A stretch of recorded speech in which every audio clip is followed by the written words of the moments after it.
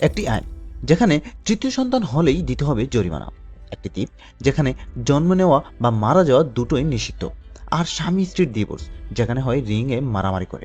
আজকে এমনই 5টি সত্যিকারের নিয়ম আর আইন নিয়ে কথা বলবো, যেগুলো শুনলে আপনার মনে হবে এটা আবার সত্যি নাকি, আর শেষেটা সম্ভবত আপনার মাথা সবচেয়ে বেশি ঘুরিয়ে দেবে। আপনার যদি এরকম অদ্ভুত টাইপ গল্প ভালো লাগে তাহলে এখনই সাবস্ক্রাইব করুন, কারণ সামনে আরও মজার সব কাহিনী অপেক্ষা করছে, যেগুলো বিশ্বাস করাই কঠিন। চলুন শুরু করি এমন একটা নিয়ম দিয়ে যেখানে স্বামী স্ত্রীর সংসার কোর্টে ডিভোর্স দিয়ে নয়, বরং সেটেল হয় রিংয়ে মারামারি করে। ভাবেন তো, ডিভোর্স নিতে গিয়ে কাগজপত্র না, স্বামী স্ত্রীকে রিংয়ে নেমে লড়াই করতে হচ্ছে, কে জিতবে আর কে মুক্তি পাবে। অনেক আগে মধ্যযুগের জার্মানির কিছু অঞ্চলে ডিভোর্স বাই কম্ব্যাট নামে একটি ভয়ঙ্কর অদ্ভুত ধারণা ছিল। সাধারণত বিয়ের ঝামেলা মেটাতে মানুষ চার্চ করতে যেত, কিন্তু কিছু বর্ণনা অনুযায়ী কোনো কোনো ক্ষেত্রে দম্পতিরা সবার সামনে একে অপরের সাথে লড়াই করত, এটা প্রমাণ করার জন্য যে কে সঠিক আর কে ভুল। আর এই গল্পকে আরও অবিশ্বাস্য বানায় একটি বিষয়। 1467 সালে হ্যান্স টালহোফার নামে একজন ফাইটিং টিচার একটি বই লিখেছিলেন, যেখানে এই ধরনের লড়াইয়ের ছবি আঁকা আছে। ছবিতে দেখা যায় স্বামীকে একটি গভীর গর্তের ভেতর দাঁড় করিয়ে রাখা হয়েছে, তার এক হাত বাঁধা আর অন্য হাতে একটি ভারী গদা বা ক্লাব। অন্যদিকে স্ত্রী কিন্তু মুক্তভাবে চারিদিকে ঘোরাফেরা করতে পারত। সে অনেক সময় ভারী ধরনের বিশেষ পোশাক পরে, আর কখনো কখনো পাথর ভরা একটি কাপড় বা থলে দিয়ে ঘুরিয়ে ঘুরিয়ে আঘাত করার চেষ্টা করত। এর উদ্দেশ্য অবশ্য সবসময় হত্যা করা ছিল না, বরং প্রতিপক্ষকে নিরস্ত করা বা এমনভাবে আহত করা যেন সে আর লড়াই করতে না পারে। আর স্বামীর কাজ ছিল নিজেকে রক্ষা করা এবং স্ত্রীকে গর্তের ভেতরে টেনে ফেলা। এটাই ছিল লড়াইয়ের নিয়ম। ছবিগুলো দেখলে একদম সিনেমার মতো ড্রামাটিক লাগে, কিন্তু এটা সত্যি যে এই নিয়ম নিয়মিতভাবে বা অফিসিয়ালি ডিভোর্সের কমন পদ্ধতি ছিল কিনা তার কোনো শক্ত প্রমাণ নেই। আজকের বেশিরভাগ বিশেষজ্ঞ মনে করেন এটা হয়তো কোনো রিচুয়াল বা গল্পগুজবের মতো একটা ধারণা ছিল, সবসময় প্রযোজ্য হতো না। আপনার কি মনে হয়? স্বামী স্ত্রীর লড়াই থেকে এবার আসি এমন এক কোর্টরুমে যেখানে আসামি মানুষই না। কল্পনা করেন, কোর্টে ঢুকে দেখলেন একটি শূকর, একটি ইঁদুর বা একটি মোরগ ক্রাইম করে কাঠগড়ায় দাঁড়িয়ে আছে, ঠিক মানুষের মতো।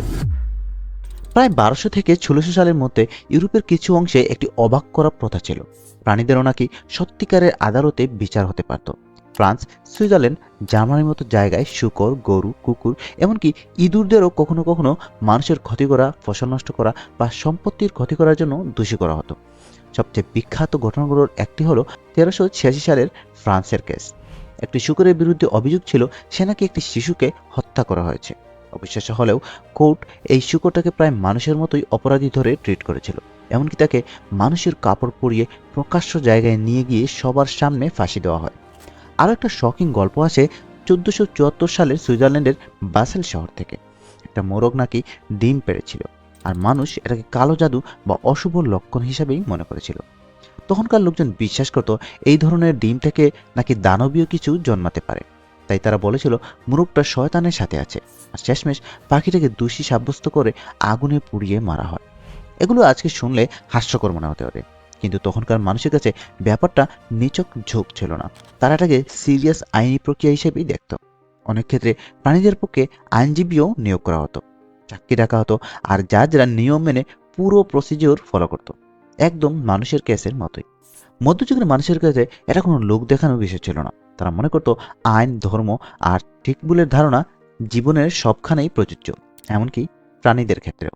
অ্যানিমেল ট্রায়ালগুলো শুনতে একদম কুসংস্কার আর অন্ধবিশ্বাসের যুগের ঘটনা বলেই মনে হয়, কিন্তু এবার যেটার কথা বলবো এটা তুলনামূলক আধুনিক এবং পুরোটা টাকার হিসাব। আপনি কি জানেন, ভারতের কেরালায় একসময় এমন একটি প্ল্যান বা প্রস্তাব উঠেছিল যা আপনাকে অবাক করে দিবে। যদি কোনো পরিবার তৃতীয় সন্তান নেয় তাহলে তাদের 10,000 রুপি জরিমানা দিতে হতে পারে। 2000 সালের দিকটায় কেরালার কিছু নীতি নির্ধারক জনসংখ্যার দ্রুত বৃদ্ধি নিয়ে বেশ চিন্তিত হয়ে পড়েছিলেন। তখন কিছু বিশেষজ্ঞের তরফ থেকে বেশ কড়াকড়ি একটা প্রস্তাব আসে, 2 চাইল্ড নর্ম, মানে পরিবারে 2 সন্তানের বেশি নেওয়া যাবে না। প্রস্তাবটা এমন ছিল, যদি কোনো দম্পতির তৃতীয় সন্তান হয় তাহলে 10,000 রুপি পর্যন্ত জরিমানা, সাথে ওই পরিবার বা শিশু কিছু সরকারি সুযোগ সুবিধা যেমন ফ্রি শিক্ষা, ফ্রি স্বাস্থ্যসেবা এসব থেকে বাদ পড়তে পারে। এই আইডিয়াটা এসেছিল কেরালার ল রিফর্মস কমিশন থেকে, যেটা নেতৃত্বে ছিলেন বিচারপতি VR কৃষ্ণ আইয়ার। তাদের যুক্তি ছিল ছোট পরিবার হলে নারীদের স্বাস্থ্য ভালো থাকবে আর শিশুদের জীবনমানও উন্নত হবে। পরে 2011 সালে কেরালা উইমেন্স কোড বিলেও এই 2 সন্তান নীতির কথা ওঠে। এমনকি ইচ্ছাকৃতভাবে নিয়ম ভাঙলে জরিমানা বা জেল এ ধরনের শাস্তির কথাও আলোচনায় ছিল। কিন্তু গুরুত্বপূর্ণ ব্যাপার হলো এগুলো শেষ পর্যন্ত বাস্তবে আইন হয়ে ওঠেনি। অনেক ধর্মীয় সংগঠন, অ্যাক্টিভিস্ট আর সাধারণ মানুষ এটার বিরুদ্ধে কথা বলেছিল। তাদের বক্তব্য ছিল এটি অন্যায্য। এর মাধ্যমে দরিদ্র পরিবারগুলো বেশি বিপদে পড়বে, আর মৌলিক মানবাধিকারের সাথেও এটি সাংঘর্ষিক। সবশেষে দেখা যায় কেরালার জনসংখ্যা নিয়ন্ত্রণের যে সাকসেস স্টোরির কথা বলা হয় সেটা মূলত শিক্ষা, শক্তিশালী স্বাস্থ্য ব্যবস্থা আর মানুষের স্বেচ্ছায় ছোট পরিবার বেছে নেওয়ার দিক থেকেই এসেছে, জরিমানা দিয়ে বা বাবা মাকে শাস্তি দেওয়ার মাধ্যমে নয়। তাই 10,000 রুপি থার্ড চাইল্ড ট্যাক্স ব্যাপারটা কাগজে কলমে প্রস্তাব হিসেবেই থেকে গেছে। আর জনসংখ্যা নিয়ে নিয়ম বানাতে গেলে কিভাবে বিশাল বিতর্ক তৈরি হতে পারে তার বড় একটা উদাহরণ হয়ে থেকে গেছে। যে নিয়মটা শুধু কাগজে ছিল সেটা থেকে এবার আসি এমন এক নিয়মের যেটা সত্যি সত্যি আপনার পকেটে টান দিতে পারে। আপনি কি জানেন জার্মানির অটোবানে গাড়ির তেল শেষ হয়ে গেলে প্রায় 10,000 টাকা পর্যন্ত ফাইন হতে পারে? হ্যাঁ, জার্মানির অটোবানে কারণ ছাড়া থেমে যাওয়া অ্যালাউড না। আর তেল শেষ হয়ে যাওয়াকে তারা একটি অ্যাভয়েডেবল বিষয় হিসেবেই দেখে। কারণ এত হাই স্পিড রোডে ওঠার আগে ড্রাইভারদের কাছ থেকে আশা করা হয় তারা ফুয়েল বা পেট্রোল ঠিকমতো চেক করে নেবে। এই 10,000 টাকা ফাইন আসলে আসে মোটরওয়েতে অযথা থামা বা পার্কিংয়ের বিরুদ্ধে যে নিয়ম সেটা থেকে। মানে এটা কোনো স্পেশাল তেল শেষ হলেই জরিমানা এরকম আইন না। রিপোর্ট অনুযায়ী তেল শেষ হয়ে গাড়ি যদি অল্প সময়ের জন্য দাঁড়িয়ে যায় তাহলে ফাইন হতে পারে প্রায় 5,000 টাকা। আর বেশি সময় দাঁড়ালে সেটা পার্কিং হিসেবে ধরে ফাইন প্রায় 10,000 টাকা পর্যন্তও হতে পারে। আর আপনার থামার কারণে যদি কোনো বিপদ হয় বা দুর্ঘটনা ঘটে তাহলে শাস্তি আরও সিরিয়াস লেভেলে চলে যেতে পারে। তাই মূল কথা, এখানে আলাদা করে ফুয়েল শেষ করা যাবে না এরকম কোনো আইন নেই। মোটরওয়েতে থামা আর পার্কিং সংক্রান্ত সাধারণ ট্রাফিক রুলস দিয়েই বিষয়টা ধরা হয়। সেফ থাকতে আর ফাইন এড়াতে সবচেয়ে সহজ টিপস হলো আগেই ফুয়েল ভরে নেওয়া। আর ফুয়েল ওয়ার্নিং লাইট জ্বলে উঠলেই আর একটু চালাই না করে পরের এক্সিটে কাছের স্টেশনে চলে যাওয়া।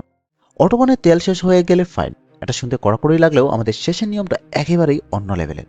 কল্পনা করেন আপনি এমন একটি দ্বীপে থাকেন যেখানে জন্ম কিংবা মৃত্যু দুটোই নিষিদ্ধ। শেষের এই মাথা ঘুরিয়ে দেওয়ার নিয়মে যাওয়ার আগে ছোট্ট একটি রিমাইন্ডার, আপনি যদি এই অবিশ্বাস্য কিন্তু সত্যি নিয়মগুলো উপভোগ করেন তাহলে সাবস্ক্রাইব করে রাখুন, যেন পরের ওয়াইল্ড গল্পটা মিস না হয়। চলুন এবার যাই এমন এক পবিত্র দ্বীপে যেখানে অফিসিয়ালি জন্ম আর মৃত্যু দুটোই নিষিদ্ধ। স্বাগতম প্রাচীন ডেলসে, গ্রিসের অন্যতম পবিত্র দ্বীপ যেখানে জন্ম আর মৃত্যু দুটোই নিষিদ্ধ। ডেলস ছিল প্রাচীন গ্রিসে ভীষণ স্পেশাল একটা জায়গা। লোকজন বিশ্বাস করত যমজ দেবতা অ্যাপোলো আর আর্টেমিসের জন্ম এই দ্বীপেই। তাই দ্বীপটা পবিত্র আর একদম পিওর রাখতে হবে এমন একটি ধারণা প্রচলিত ছিল। এই পবিত্রতা ধরে রাখতে অ্যাথেন্স শহর বেশ কিছু এক্সট্রিম নিয়ম চালু করেছিল। খ্রিস্টপূর্ব 500 সালের দিকে অ্যাথেনীয় নেতা পেসিস্ট্রেটাস ডেলসে প্রথম বড় ক্লিন আপ শুরু করেন। মূল মন্দিরের আশেপাশে যেসব কবর ছিল সেগুলো খুঁড়ে সরিয়ে ফেলা হয়, যাতে পবিত্র জায়গার কাছে মৃতদেহ বা কবর না থাকে। এরপর খ্রিস্টপূর্ব 426 সালে অ্যাথেন্স আরও এক ধাপ এগিয়ে যায়। ডেলসের কবরগুলো খোঁড়া হয় আর হাড়গুড় ও কবরের সাথে থাকা নানান জিনিসপত্র কাছের রেনাইয়া দ্বীপে সরিয়ে নেওয়া হয়। আর এই পিউরিফিকেশনের পরই আসে পবিত্র নির্দেশ, ডেলসে আর কেউ জন্মাতে পারবে না, আর কেউ মরতেও পারবে না। তাই গর্ভবতী নারী, খুব অসুস্থ মানুষ আর যাদের মৃত্যু কাছাকাছি তাদের দ্বীপ ছেড়ে রেনাইয়ায় যেতে বাধ্য করা হতো। এই নিয়মগুলো থাকার কারণে ডেলসে ফুল টাইম বসবাস করা প্রায় অসম্ভব হয়ে পড়ে। দ্বীপটা ধীরে ধীরে মূলত ধর্মীয় উৎসব আর অফিসিয়াল অনুষ্ঠান করার জায়গা হয়ে ওঠে। আর যেহেতু জন্ম মৃত্যু নিষিদ্ধ থাকলে উত্তরাধিকার সূত্রে জমি ক্লেম করাও কঠিন, এটা অ্যাথেন্সের নিয়ন্ত্রণ ধরে রাখতেও সাহায্য করেছিল বলে অনেকে মনে করেন। মজার ব্যাপার হলো আজও কিছু পবিত্র জায়গায় স্পিরিচুয়াল ক্লিন রাখার জন্য জন্ম মৃত্যুকে নিরুৎসাহিত করা হয়।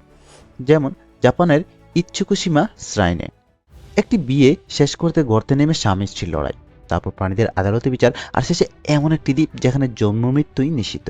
এই নিয়মগুলো প্রমাণ করে মানুষের অর্ডার আর জাস্টিসের ধারণা অনেক সময় কল্পকাহিনীকেও হার মানায়। এগুলোর মধ্যে কোন নিয়মটি আপনার কাছে সবচেয়ে বেশি শকিং লেগেছে? কমেন্টে আপনার মতামত জানাবেন। ভিডিওটি দেখার জন্য ধন্যবাদ। ভালো লেগে থাকলে লাইক দিন এবং এরকম আরও সব গল্প পেতে সাবস্ক্রাইব করতে ভুলবেন না।